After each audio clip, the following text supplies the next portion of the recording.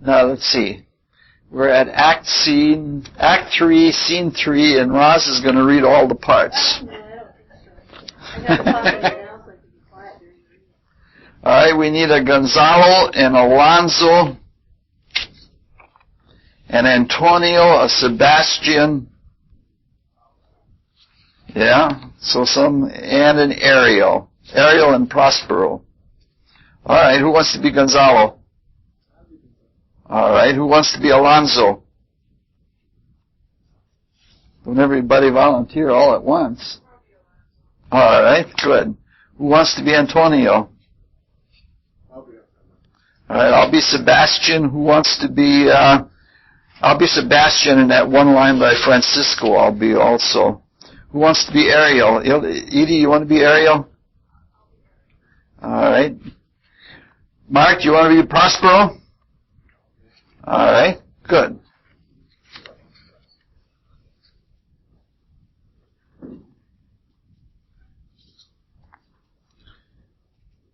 So Gonzalo leads off.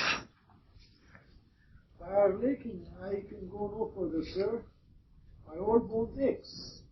Here is a maze trodden deep, through fortnights and meanders.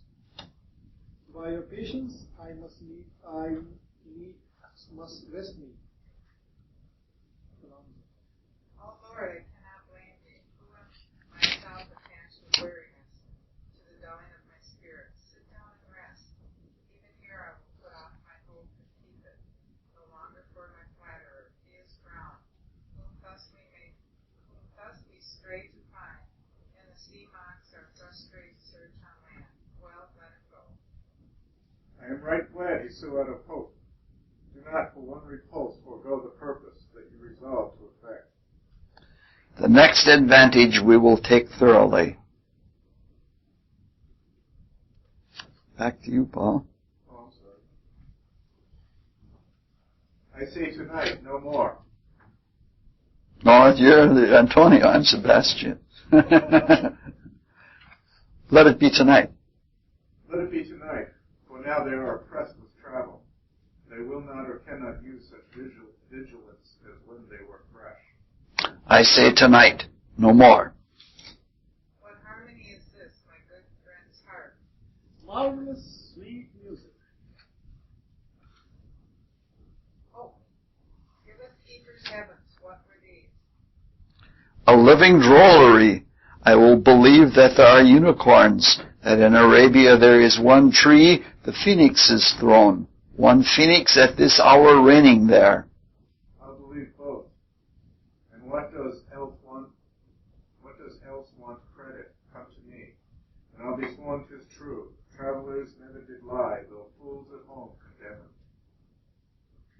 it. If in Naples I should report this now, would they believe me if I should say I saw such islanders? For certes, these are people of the island who, though they are of monstrous shape, yet note, their manners are more gentle, kind than of our human generations you shall find many, nay, almost any. Therefore, thou hast said well, for some of you here present are worse than thou. I cannot too much muse with such shape, such gesture, and such sound expressing, although they want the use of tongue, a kind of excellent dumb discourse. Praise and pardon. They vanished strangely. No matter, since they have left their vivens behind, for we have stomachs. Will it please you to taste what is here? Not I. Faith, sir, you need not fear. When we were boys, who would believe that there were mountaineers who lapped like bulls whose throats had hanging at them, wallets of flesh, or that there were such men whose heads stood in their breasts, which now we find each putter out of pride, for one will bring us good warrant of. I will stand to and feed, although my last, no matter since I feel, the best is past. Brother, my lord the Duke, stand to and do as we.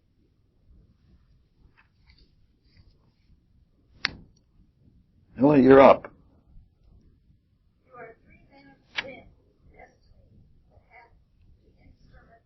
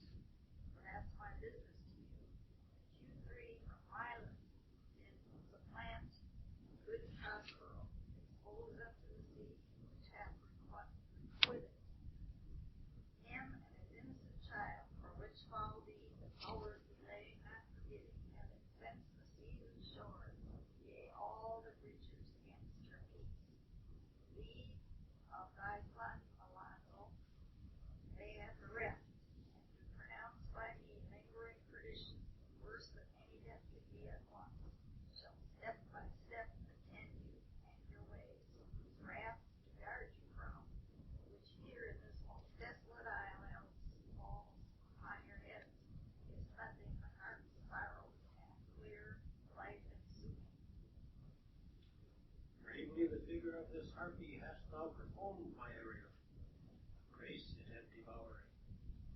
My instruction hast thou nothing made, thou hast to say. With good life and observation strange, my eager ministers their several kinds have done. My high charms work, and yet these mine enemies are all knit up in their distractions. They now are in my power. If he spits, I lead them. While I visit young Ferdinand, they suppose his ground. His and mine love it darling. I, the name of something holy, sir, why stand you in this strange stare?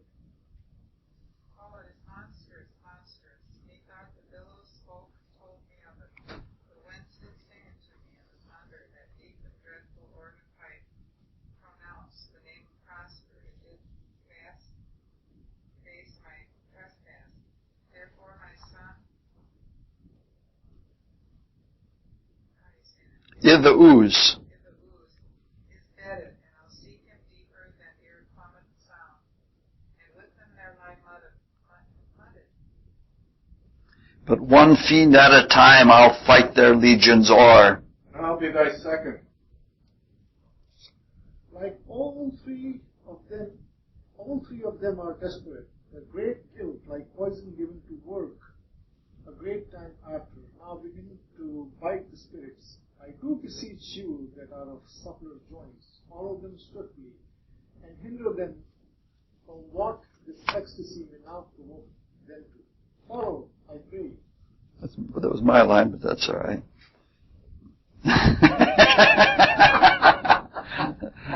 I'll let you step on my lines. All right. This is a very interesting scene. It's almost straight out of mythology. Ariel takes the part of a harpy and has other like harpy figures flying around with him. And the harpies were famous in Greek mythology. The harpies were apparently three fair-haired, swift-winged daughters of the ocean nymph Electra and her husband Thaumas. And Thaumas means wonderful. And it is where our word thaumaturgy, which is another name for magic, comes from. It's all about wonder. Homer, the poet, thought that the harpies were the storm winds.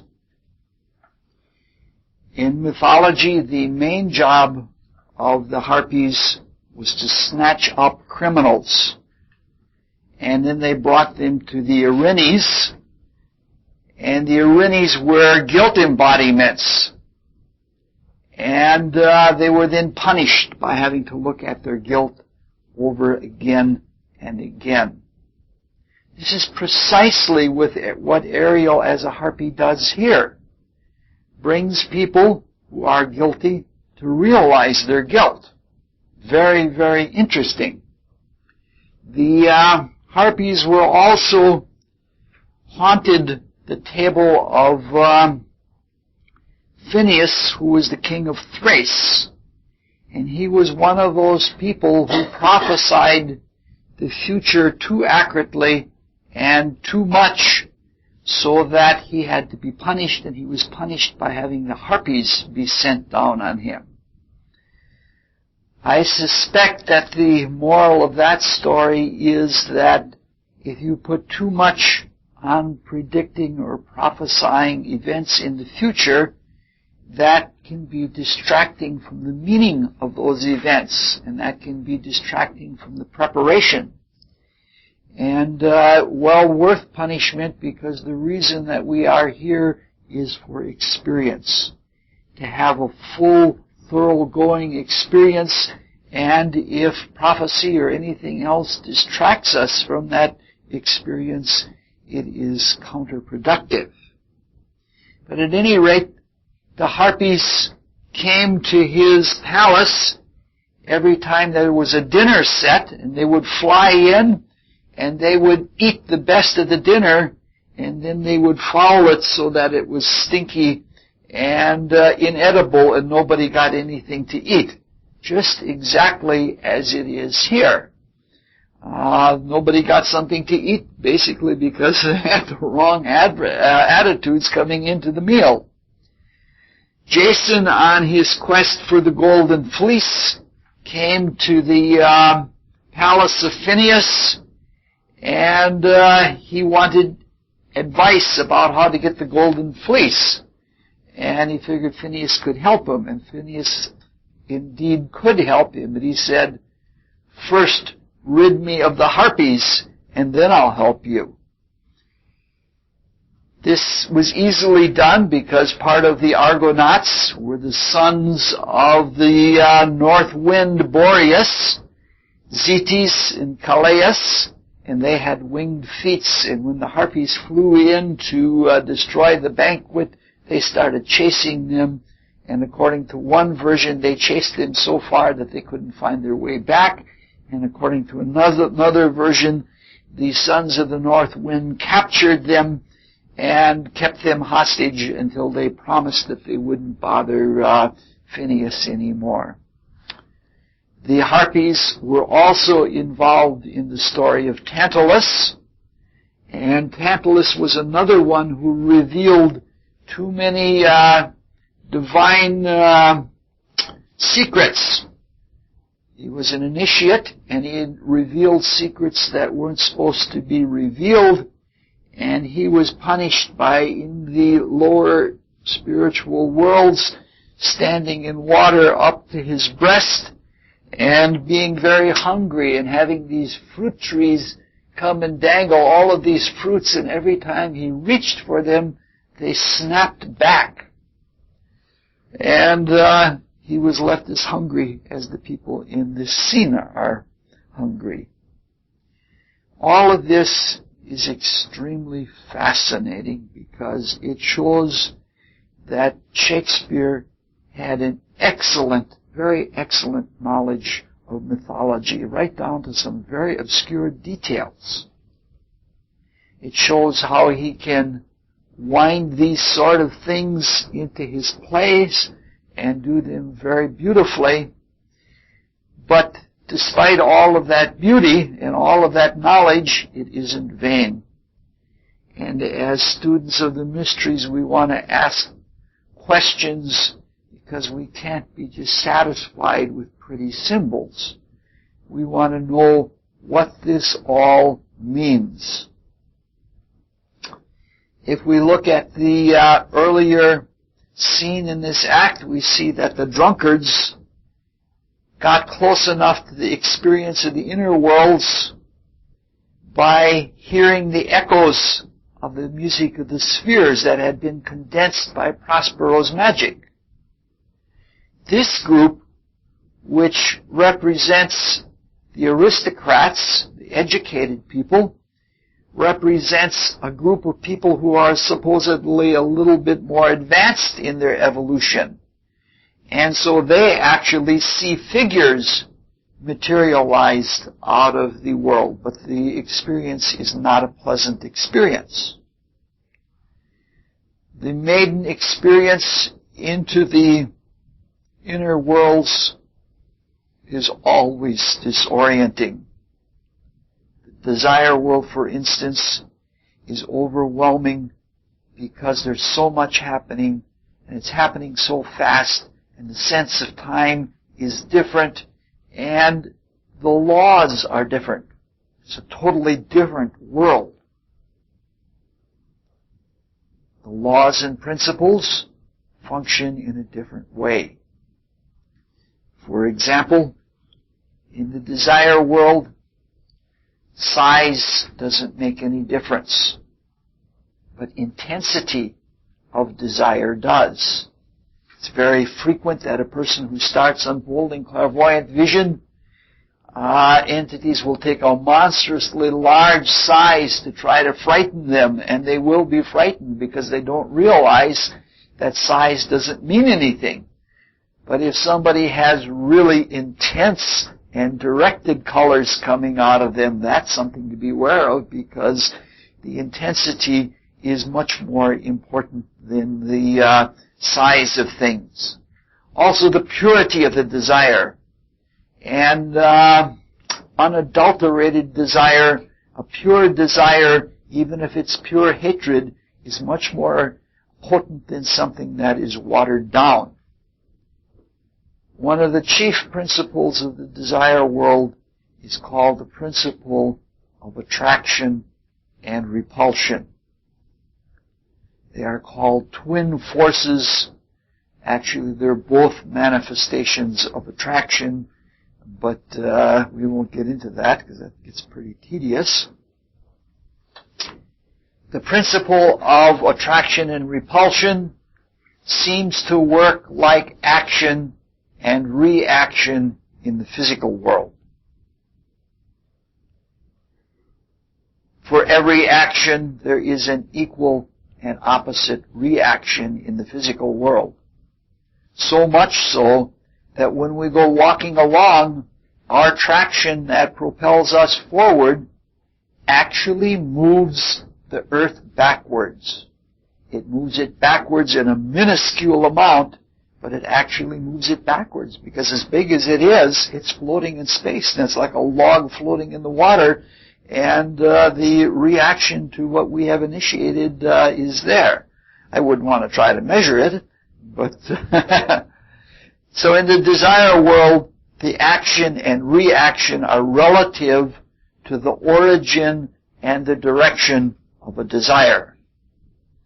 For example, if one asserts oneself and pulls something to one, that sets up by reaction a repulsive force that pushes away. And the best example that I can think of is a dog. If you feed a dog, it growls and it draws that bowl to itself, and it emanates at the same time a repulsive force that pushes someone away. On the other hand, if someone is unselfish and is getting from the goodness of their heart, with no restraint, with no taint of anything personal, everybody is attracted to that person because the giving out sets up a field coming the other direction that is attracting. Nobody wants to be around selfish people. They repulse. They don't even have to say anything, you know. If somebody is selfish and they're looking out for themselves, it pushes other ones away. Everybody wants to be around somebody who's loving and giving. Now sometimes, when we're semi-conscious in the desire world, and we experience it as a dream, we experience this principle in the desire world. Its perspective is not usually understood, but it's not, or it's misunderstood more than anything. Suppose, for example, something is pursuing you or attacking you in a dream. That does not necessarily mean that some other being or some entity is attacking you. It can mean that if it's a true dream, but it's probably an indication of something that by desire you are pursuing in your daily life, and you may be going at it too rashly. And when you see things from the reverse perspective of being out of your body in sleep and reviewing your day, it appears like something is attacking you or pursuing you because that is what you put out. We always see it from the opposite perspective. We see it from consequence to cause, and we see it from action to reaction. So Prospero is trying to do something healing. And for this reason, he is using the same principle.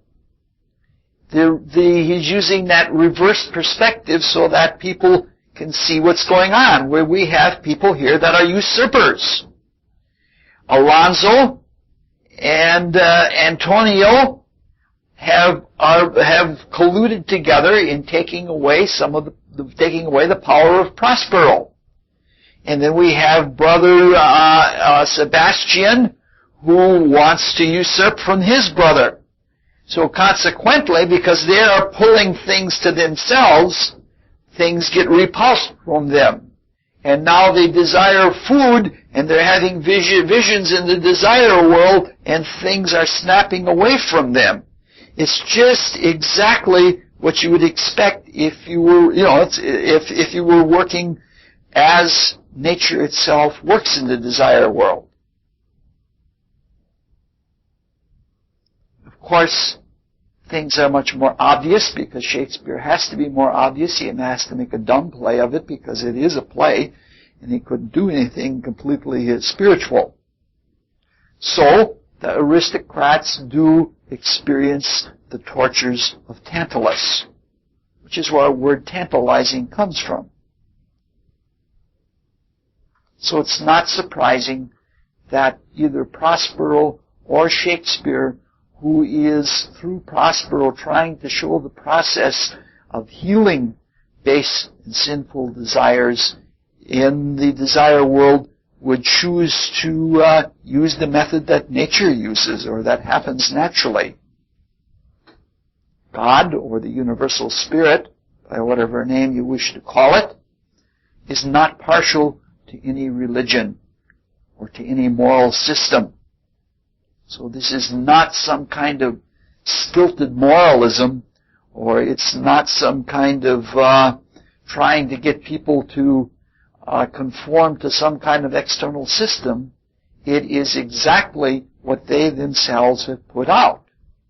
What you get is what you give. And what you've been giving out, you're going to get it back.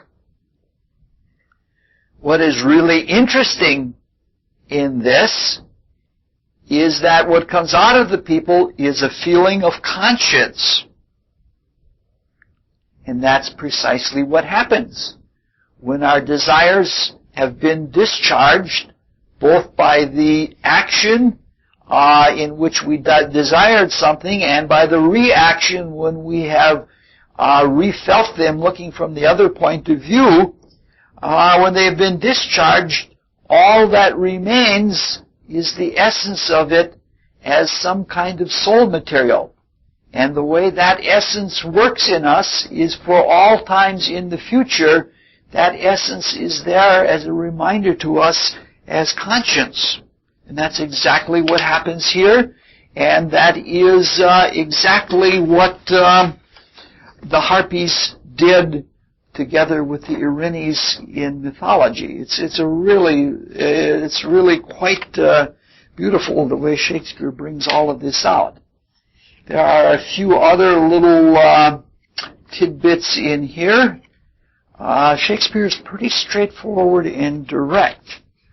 Along in line 53, Ariel says, "You are three men of sin, whom destiny that hath to instrument this lower world, and what is in it, the never surfeited sea, has caused to belch up you on this island." He's talking about, Ariel is talking about the lower world, just the way we would talk about it in discussion in Microcosm Bookshop. It's just that very way of looking at things. Shakespeare is not pulling any punches in this play. He's talking about the spiritual worlds just as they are. Ariel, throughout this play, has not only mimicked other people's voices, but he has taken the part of almost all kinds of beings from the spiritual worlds. In this case, he's a harpy.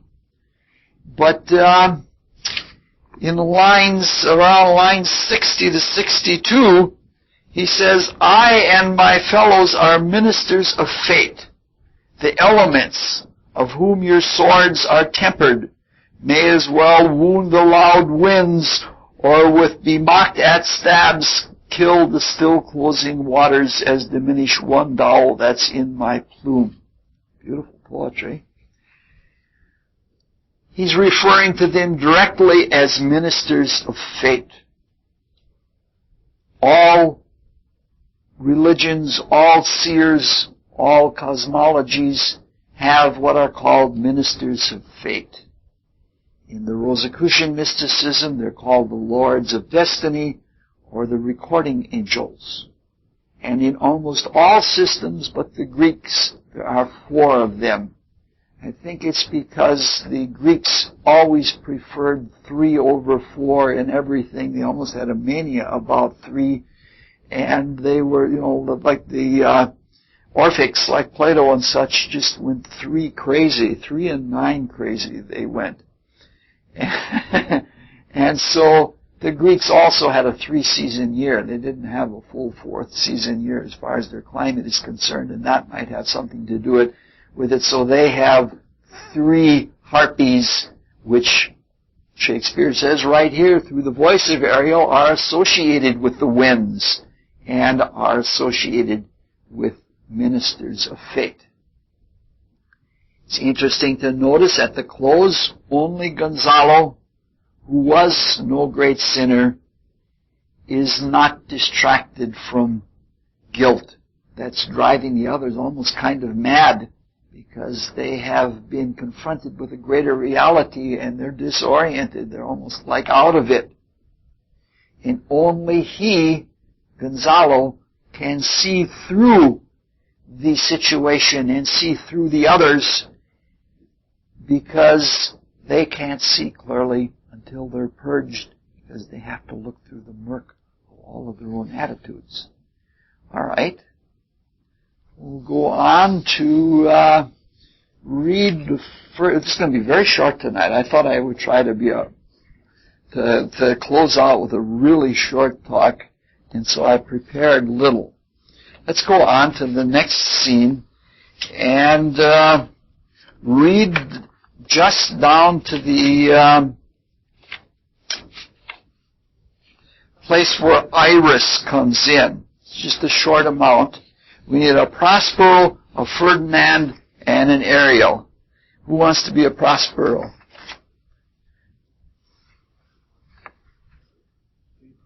No, let's just start all over. We'll switch roles here. You just spoke up, so you're Prospero. Who wants to be Ferdinand? Barbara, do you want to be Ferdinand? All right, who wants to be Ariel? Razzmatazz will be Ariel.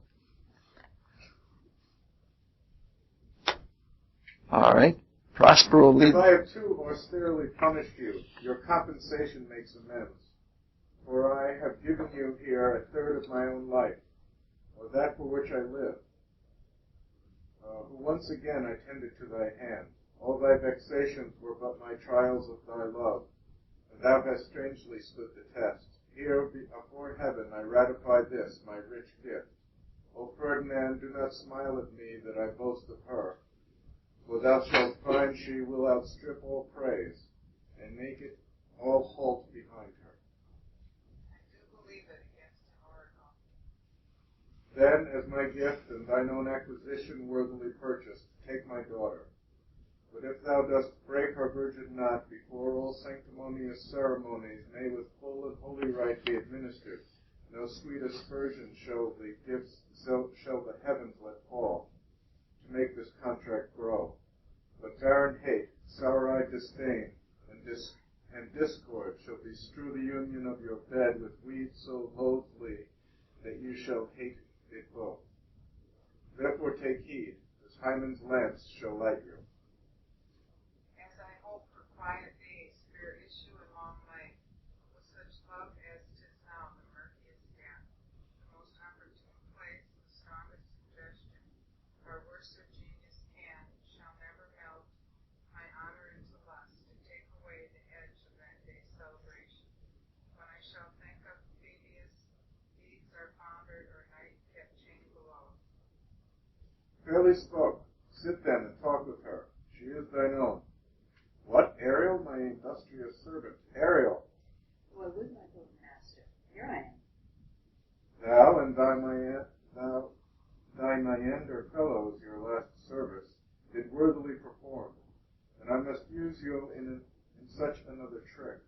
Go bring the rabble, o'er whom I give thee power, here to this place, and Sight into quick motion, for I must bestow upon the eyes of this young couple some vanity of mine art. It is my purpose, and they expect it from me. Presently, Aye, with a twink.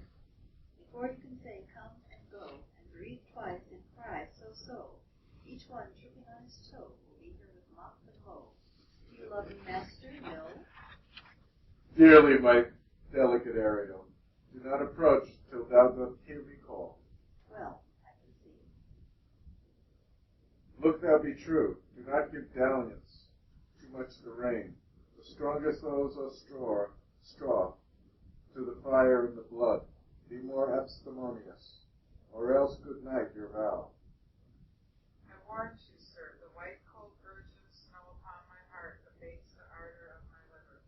Well, now come, my Ariel, bring a corollary rather than a spirit. Appear and pertly.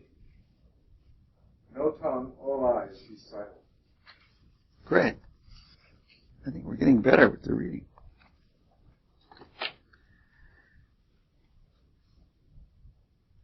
Prospero's second speech, then as my gift and thine own acquisition worthily purchased, has some very interesting issues in it. Prospero, we can see, is not a conventional man. He's not an orthodox. So why, being an unconventional man, would he ask or even warn Ferdinand against sex before marriage? I don't know. This again harkens back to what we've been talking about all along, the fall. Our fall from Eden, which represented the loss of clairvoyance to sensory material experience, occurred when we took the creative and procreative power into our hands. We took it into our hands before we had the wisdom and knowledge to use it harmoniously with the cosmos. It wasn't a nasty thing that we did. We were somewhat misled, but we did it without obedience. And sometimes little things can cause a huge downward trajectory, which is what our life has been for quite a long time now. That act represented a preference of self and self-satisfaction over divine law, divine principle, obedience, and harmony. Because it went against the whole harmony, because it went against the principles of the cosmos, it had to result in pain and suffering. Because our resultant overweening selfishness destroyed the fundamental balance between self-interest and others' interests. It actually went against that whole principle. And the result was a hardening. Any time that we seek self-satisfaction, it hardens us. Any time we indulge ourselves, it hardens us. And pain is one of the agencies of softening that hardness. And the pain is a natural consequence when we're going against what would be otherwise a benign forest. Moreover, by this action and choosing matter and material experience over meaning and spiritual experience, we propelled ourselves into increasing darkness and limitation. And the result was even greater ignorance and misunderstanding and loss of touch with internal guidance. We lost the sense of the true nature and purpose of things. All that we're seeking is our own ends. We're not seeking the purpose of it all. In the Bible story, there is the so-called curse of Jehovah when we were expelled from the Garden of Eden, telling us that we were going to have to learn things by the sweat of our brow, and that we were going to have to be in a relatively thistle-filled kind of place. It wasn't a curse. It was just a statement of fact. And Prospero's statement, as strong as it is, talking about weeds and things like that, is also a statement of fact. Now, initiation is something like a cosmological mirror image of the fall. It represents, by deeds of service to the cosmos and to others, a reconnection with the purpose of all things. And it represents an opportunity to rise above what we had fallen into. In this freedom or grace of divine unconditioned love that we are given at the time of initiation, we are usually also innocent or virtuous or innocently virtuous, just like Ferdinand is. Ferdinand in this play almost seems adolescent. So it represents a returning to something of a childlike kind of consciousness that is above all of the addiction and habituation to sin. And when love is poured upon such an individual, it has not a painful effect as it does on the normal type of person who is all bound up in self-seeking. It has a salubrious, spiritually salubrious effect. So great moments are like that. And the moment of initiation is a mirror image of the moment of the fall. In a great moment, like Ferdinand is approaching, we are pure and we're virgin.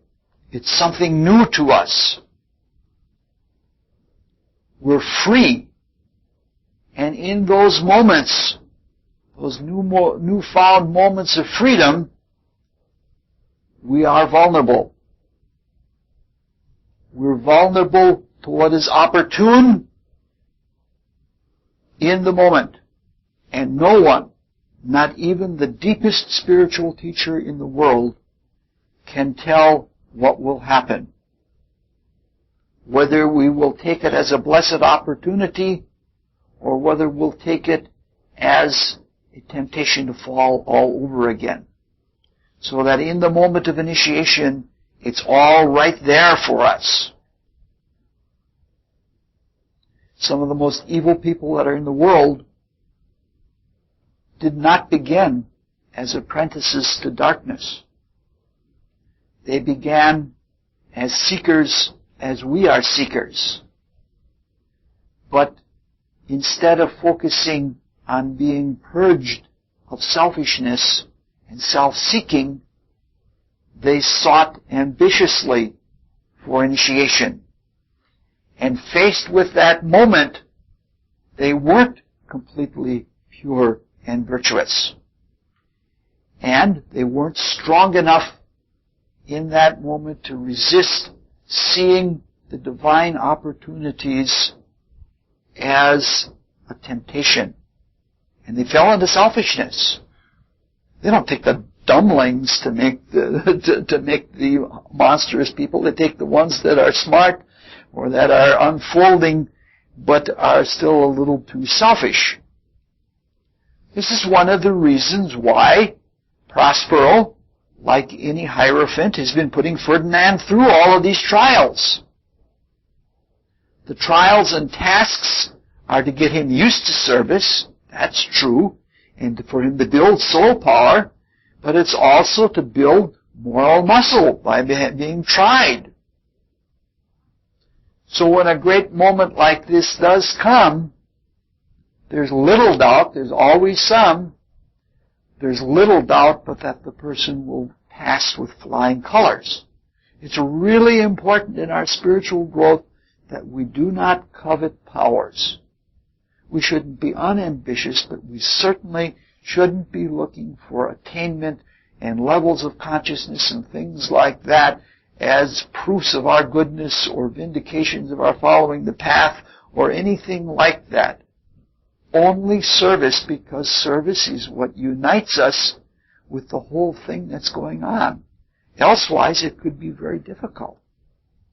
Plato, who was an initiate in the Eleusinian school, as well as in the Orphic school, tells it very clearly in the Laws.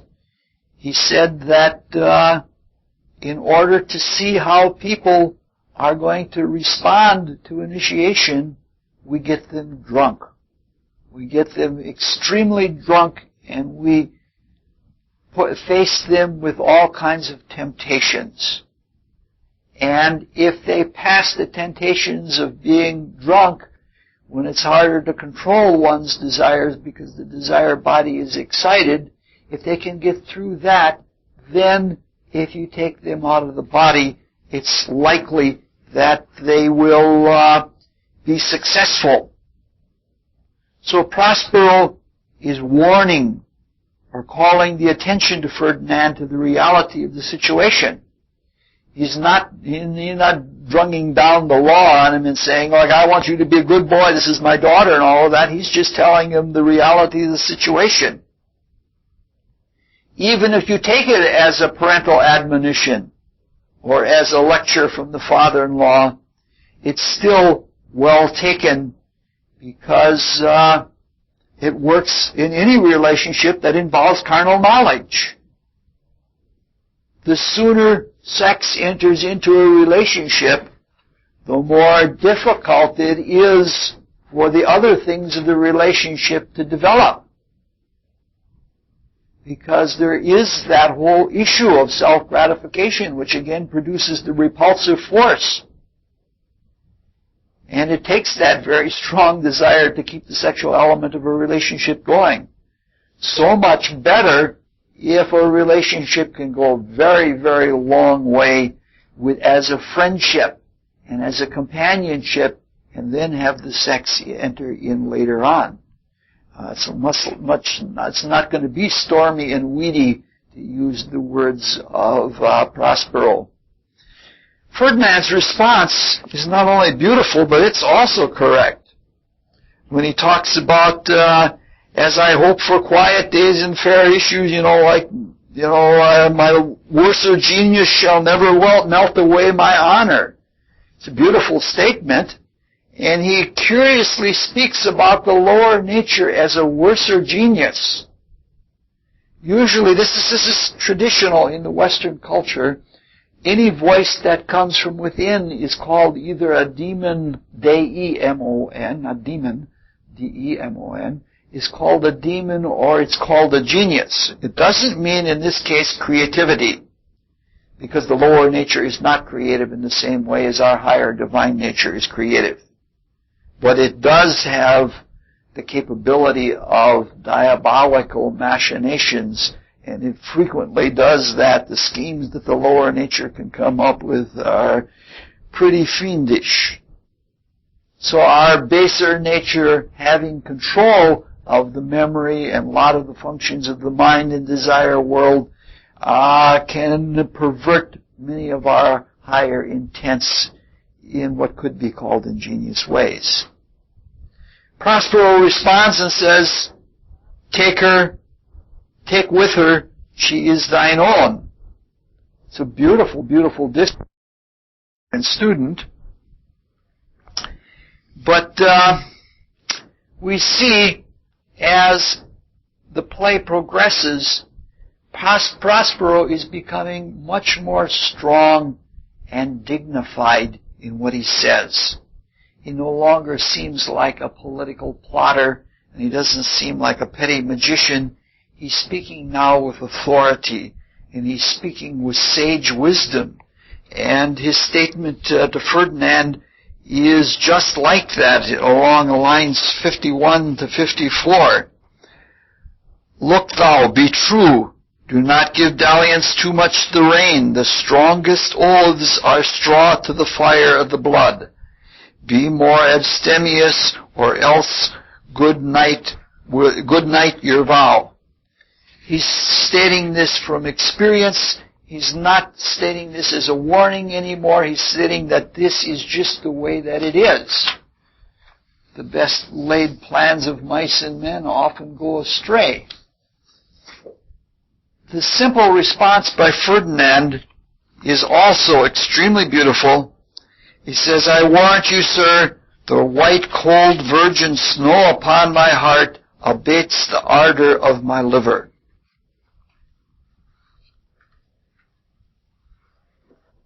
The desire body is our vehicle of motivation. Without motivation, we wouldn't do anything. It's our vehicle of desire. And very often we desire things to get us moving. Some people want flashy cars, and their evolution depends on it. Because if they didn't desire that, they wouldn't work harder to do things. It is our vehicle of feeling. We can't reach out to something unless we have a feel for it. It is our vehicle of emotion, which is a totally different dimension from the rather cool, clear nature of thought, or the heavy, sensuous nature of the material world. So our desire body is made of desire stuff and not physical stuff. So the seer, it is an ovoid that surrounds the body and interpenetrates it from a different dimension, a different realm. It motivates it mostly by impingement or by harmonies. This desire body is much younger in evolutionary development than our etheric bodies, our vital bodies, which give us energy, or our physical body, which gives us form. Because it is much younger in evolutionary status, it's much less organized. The only features in the desire body, beside the entities that we produce by being hung up and hanging on to certain desires until they become like little monsters inside of our own aura, though even they come and go. But the only features in our desire bodies are vortices, whirlpools, and they function something like desire sense centers. The desire world and its ways are very different than the ways of the material world.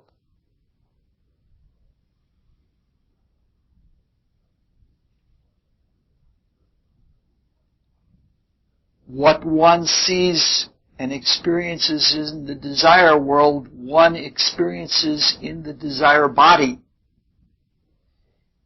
The principle of macrocosm and microcosm is much different. Yes, we do see things out in the desire world, but we see them out in the desire world in our own desire bodies.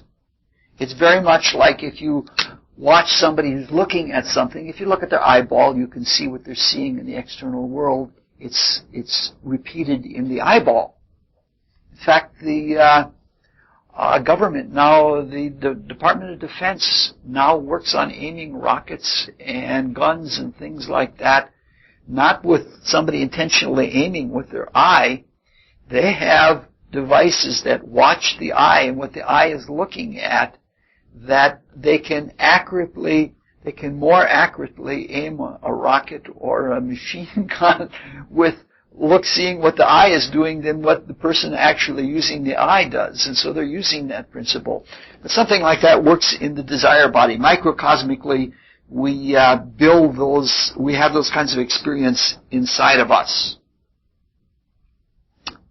Just like in the macrocosmic desire world, which is constantly having new desires poured into it in the color equivalent of the music of the spheres, the desire body itself is constantly changing. It moves rapidly, and desire material is moving out of these vortices. There are 7 such vortices, and most of them, 6 of the 7 pour desire material out. 1 is in the center of the forehead, 1 is at the back of the head near the root of the brain, another is at the voice box, 1 is in the genital area, and 2 are at the knees. Those 6 are constantly putting out desire material. They're reaching out in order to get new material. Just like we listen with our ears or we look with our eyes, we reach out for something. The material returns to the withinness of the desire body through the 7th vortex, which is located in 3-dimensional space in the area of the liver. That vortex is called the Great Vortex because everything comes into it. The seat of desire, which is called the seed atom of the desire body, is located somewhere in 3-dimensional space in the area of the liver. That has a record of every desire we've ever had since we've been animal-like and have been capable of desire.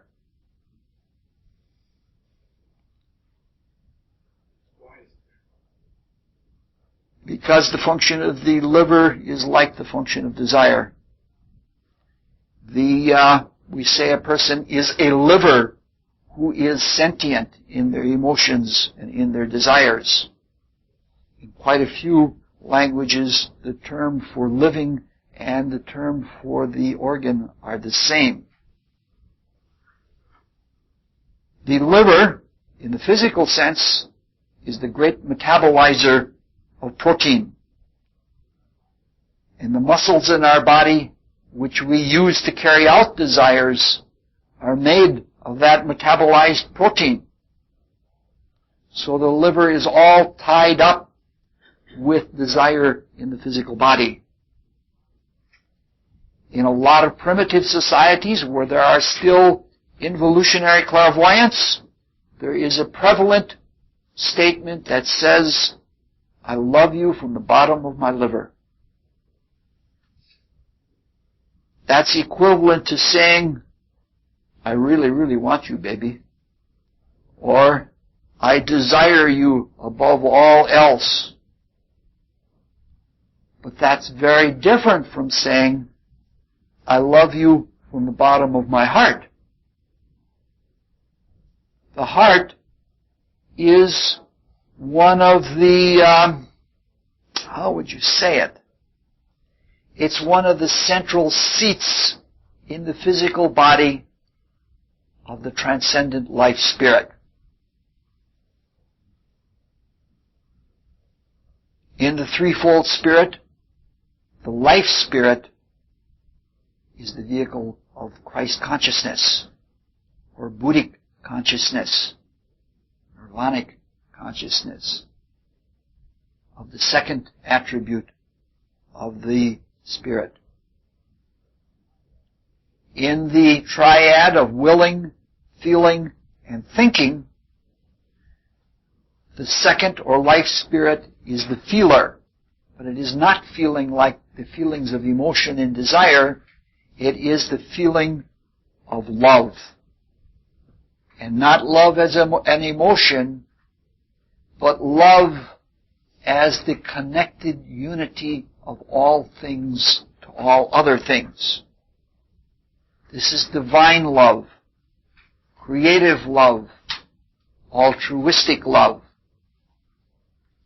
that creates all things in the pure imagination.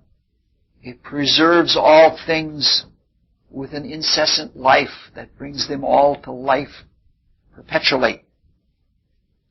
So this is transcendent sacrificial love. This love is indeed as virgin as snow. So once again, in just one simple sentence, Shakespeare shows a tremendous knowledge of spiritual physiology in playing off the heart against the liver and showing that the heat of desire, the burning of desire, is associated with the liver, whereas the cool, impersonal, universal love of the life spirit is associated with the heart. Very beautiful way that he does it. All right. Let's read some more. But we have just very little that we're going to comment on anymore. We're almost done for tonight. All right. We need an Iris, a Ceres, a Juno, a Ferdinand, and a Prospero. We need a Miranda, too. All right. Who wants to be Iris? Jerry, do you want to try being Iris? All right.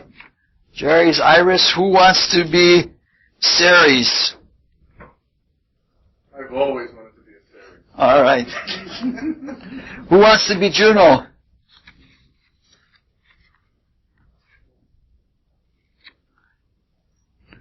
Anybody want to be Juno? Bob, you want to be Juno? No? Mark, you want to be Juno? All right. Who wants to be Ferdinand? All right, Shard's going to be Ferdinand. Roz, we'll let you be Prospero this time. And Millie can be Miranda. Do you want to do some reading? Okay. Oh, there's an Ariel. I'll be Ariel. What? No, we're only going to the, we're only going so far. We're going down to, where Ariel comes back in when Ferdinand and Miranda leave. It's only a very short section that we're reading. Iris begins.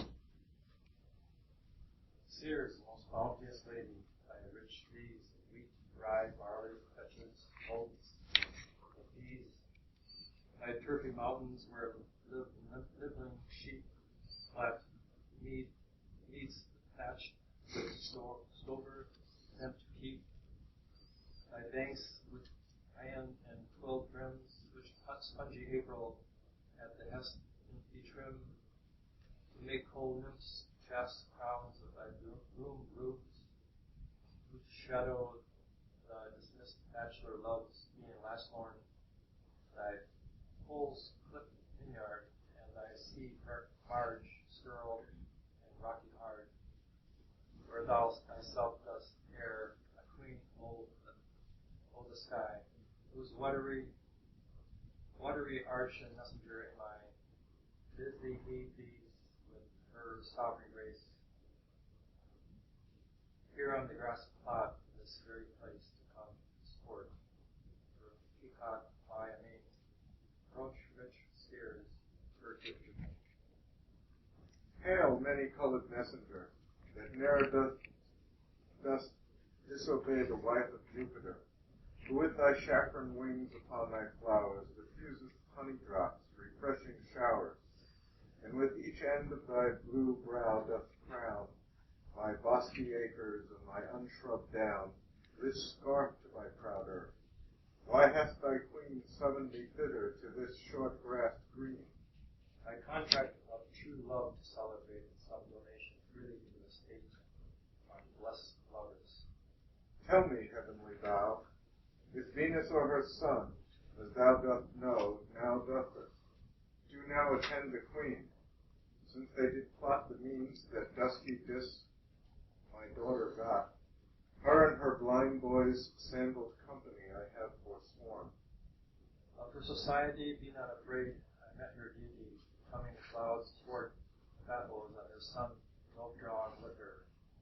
Feared thought they to have done somewhat charm upon this man and maid, whose vows are that no bid right shall be paid till Hymen's torch be lighted.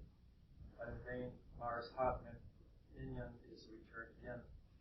Her waspish head son has broke his arrows. Swears he will shoot no more, but play with sparrows. He avoid right out. Highest Queen of State, great Juno comes. I know her by her gait. Down to my bounteous sister.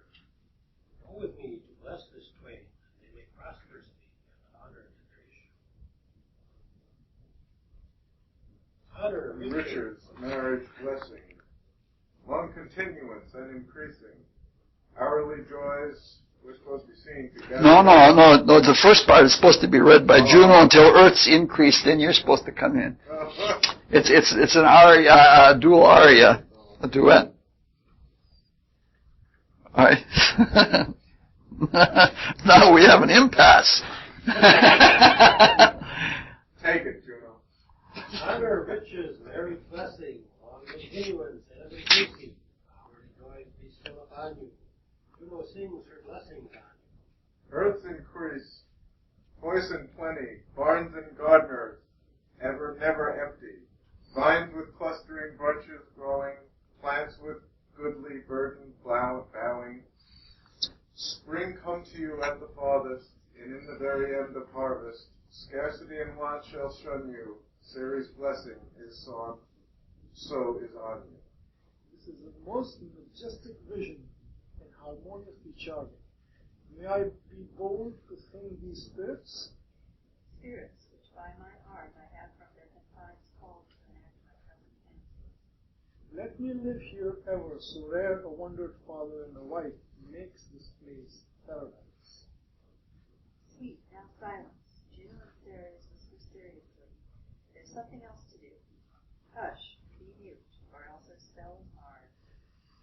You nymphs called Naiades of the wing-ring brook, with your sedged crowns and ever harmless looks, leave your crisp channels on this green land.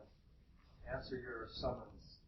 Juno does command. Come, temperate nymphs, and help to celebrate a contract of true love. Be not too late.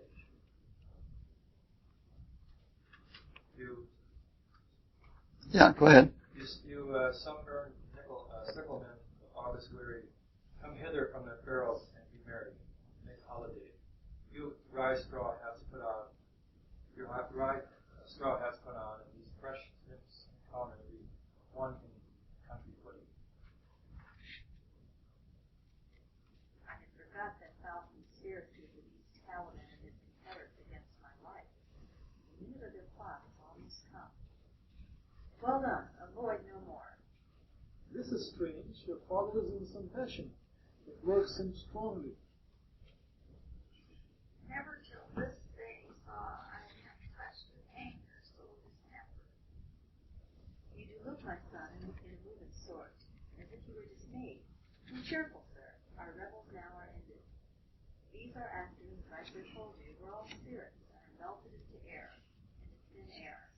And like the baseless fabric of this vision, the cloud-capped towers, the gorgeous palace, the solemn temples, the great globe itself, yea, all which in Paris shall dissolve, and like this insubstantial pageant faded, leave not a rack behind. We are such stuff as dreams are made on, and our little life is rounded with a sleep. Sir, I am vexed.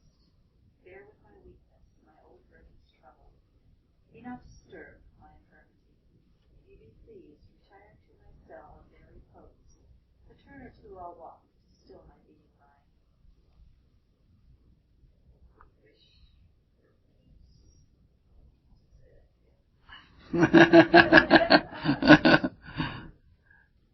Come with the thought. Oh, we wish you peace. Come with the thought. I thank thee. Ariel, come. Well, here I am.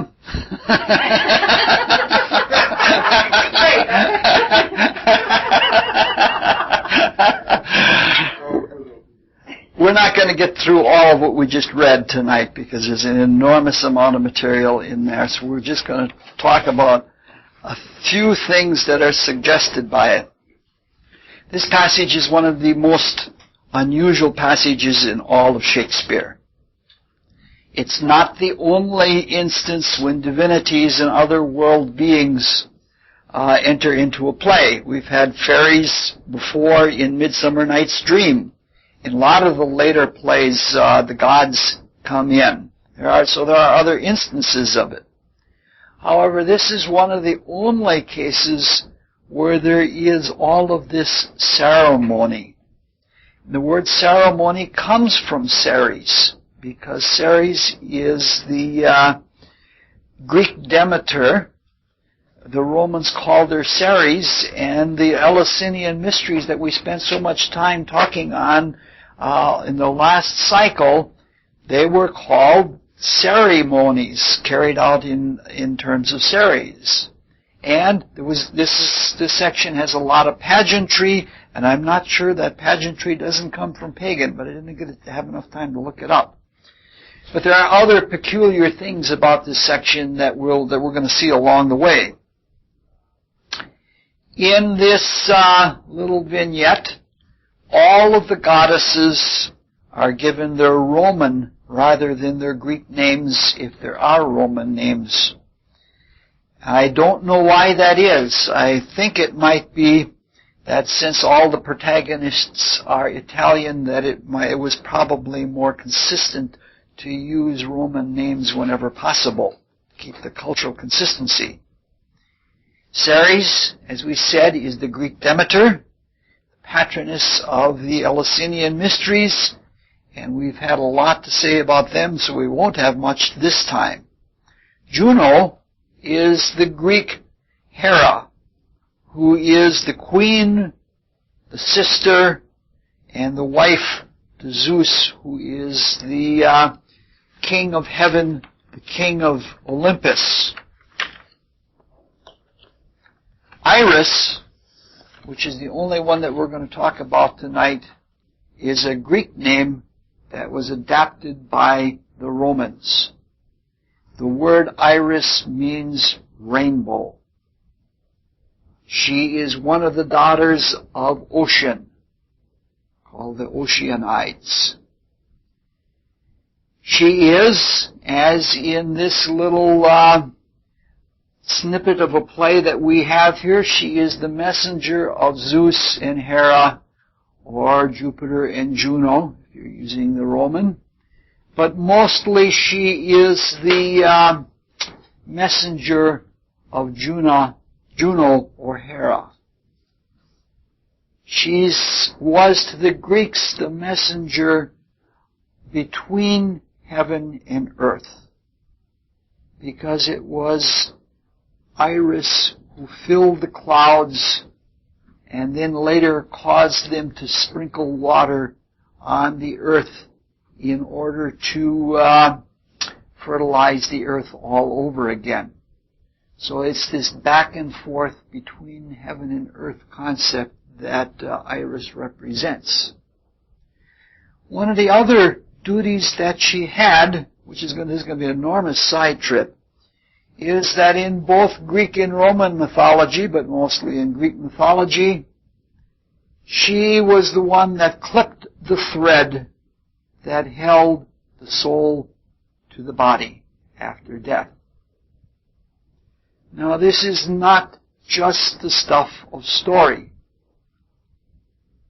Modern seers say there is what is called the silver cord, which is a direct quote from King Solomon, who talks about the silver cord being what connects the spirit to the body, and once it is broken, the spirit can never return to the body.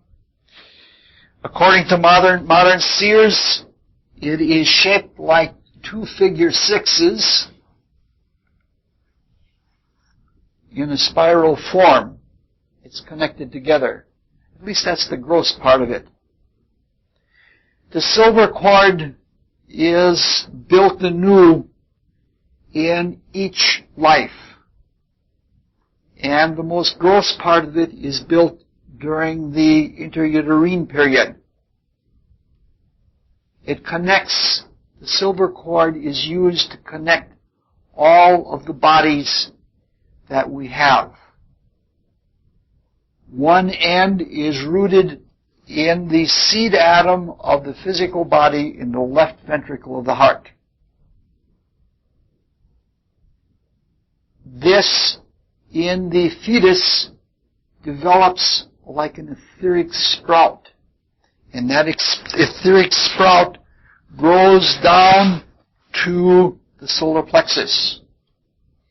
And in the solar plexus, it connects with the seed atom of the vital body. The seed atom represents, it's a concept more than a thing. It is a thing, but more a concept than a thing. Represents the accumulation of all of your experience of a given kind of matter. We can't relate to the physical world unless we have a physical body. And the history of all of our physical forms, from going back to when we were mineral-like, even thought-made minerals, the history of every form that we have ever been involved with is recorded in the seed atom of the physical body. And similarly, every experience that we have had of life and vitality is recorded in the seed atom of the vital body. Earlier this evening, we said that the seed atom of the desire body is located in the liver. At a later stage in the fetal development, a sprout of desire material grows out of that seed atom in the liver, and it connects at the solar plexus with the seed atom of the etheric body. So there is then a connection between the central control mechanism of each of the vehicles with the central mechanism of control of each of the other vehicles. After birth, and usually after between 7 and 14 and on into age 21, from the seed atom of the mind, which is located somewhere near the frontal sinus, a sprout of mind stuff grows down to the desire body and connects with the seed atom of the desire body. So then all of the vehicles have a connection, and they're all rooted in the heart. And so because that's where all of our experience is rooted. It is all of our waking self-conscious experience can only be at this time in evolution be accomplished in the material plane. It's very important what we do here. And so the seed atom of the heart is sort of like the end of the line. In the 3 septenary periods, between 0 and 7, 7 and 14, 14 and 21, those 3 sprouts between the seed atoms develop. And as they develop, different things in the physical body that correspond to the higher vehicles also develop. This is like, for example, what all of Waldorf education is based on. What things are coming ripe as each of the vehicles is able to more play into the physical body and influence things here for self-conscious experience, that as more things develop, then one can be educated better and harmonious with their development. At death, the seed atom of the etheric body and the desire body and the mind drift out through the Golgotha point, and they are with the spirit that is hovering over the physical body. The seed atom of the heart follows along the silver cord and goes with them. But the silver cord is still connected to the physical body until one has seen every picture of everything that has happened in the physical body. This is an exceedingly important time. This is why one does not destroy or harm, like you don't do autopsies, you don't do embalming, you don't burn the body in the first 3.5 days, because anything that happens to the body is still indirectly felt while the silver cord is connected.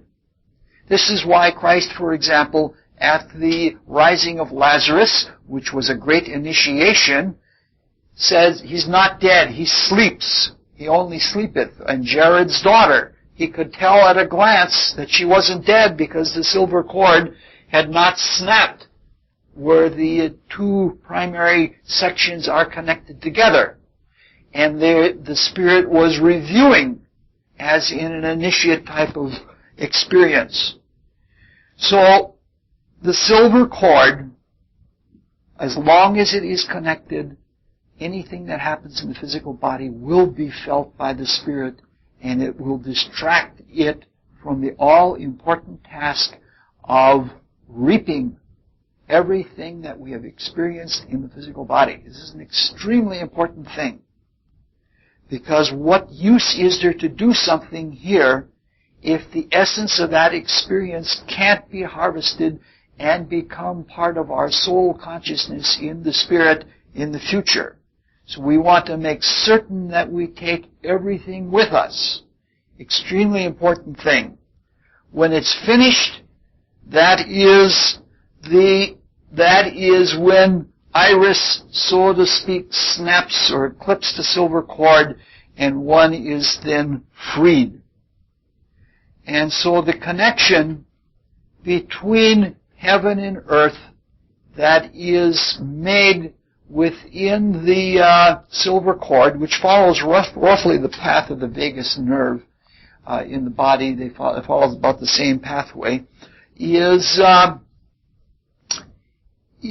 the connection of heaven and earth is the work of Iris.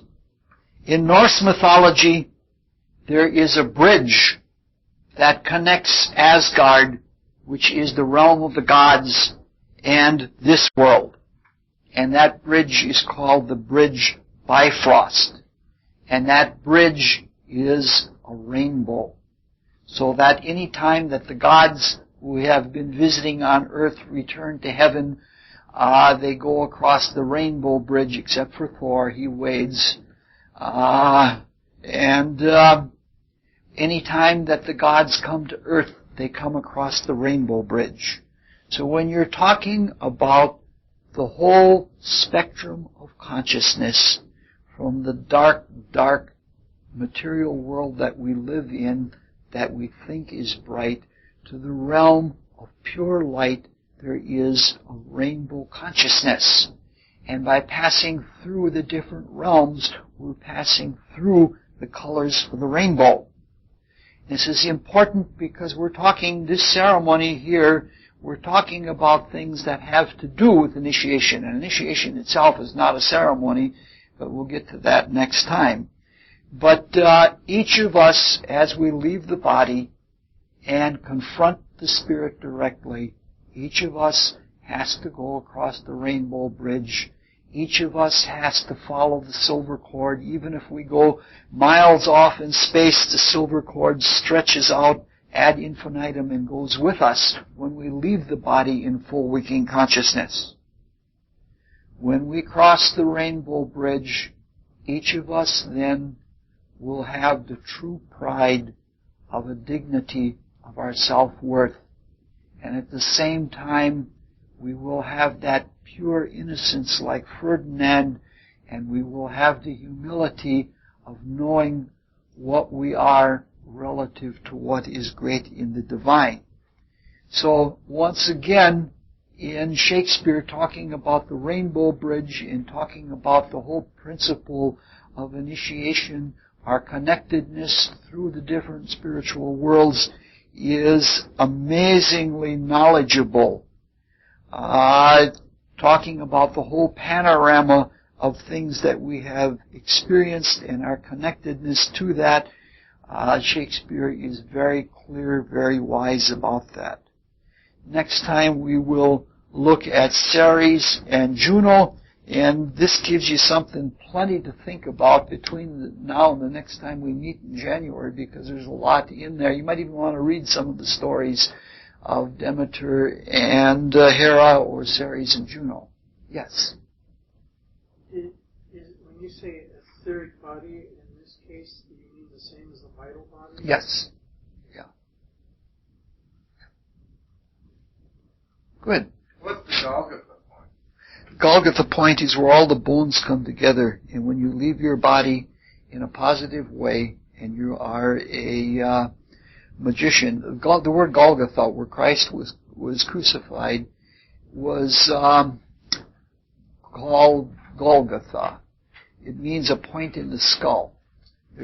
I'll bring it in next time, just as a side trip. There's a big legend about the skull that was directly beneath in the mountain beneath where Christ was crucified. But when you leave your body, you normally spiral out through here, the point where the two hemispheres in the back come together. This spot, it's the last part that closes up in after birth. If you're a black magician, you usually leave the body through the feet, and the silver cord stretches out through the genital area rather than going out through the top of the skull. You only feel it up to about here, and then it's gone. Okay. Oh.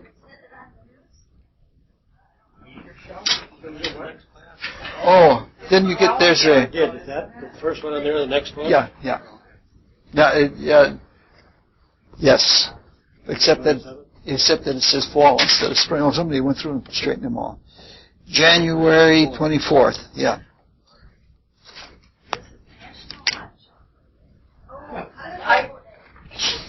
I didn't know it, yet I celebrated. I had hot chocolate.